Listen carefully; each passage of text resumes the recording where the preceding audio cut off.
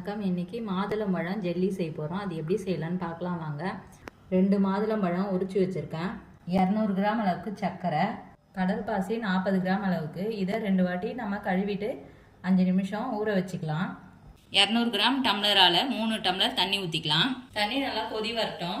ஊற வச்ச கடல் பாசியை நம்ம சேர்த்து கலந்துக்கலாம். சேர்த்துட்டு நல்லா கலந்து விட்டுக்குங்க. இப்போ சர்க்கரை சேர்த்துக்கலாம். இப்போ சர்க்கரை சேர்த்து நல்லா கலந்துட்டு இந்த கடல் பாசி கரையிற வரைக்கும் நல்லா கொதிக்க விட்டுக்கலாம். இப்போ இந்த அளவுக்கு கொதிச்ச பிறகு நம்ம இப்போ ஆஃப் பண்ணிக்கலாம். 2 பவுல்லையும் நம்ம நெய் தடவி வச்சுருக்கோம். இப்போ மாதுளம்பழம் சேர்த்துக்கலாம். இப்போ சூடாக இருக்கும் போதே இந்த கடல் பாசி தண்ணியை நம்ம சேர்த்துக்கலாம்.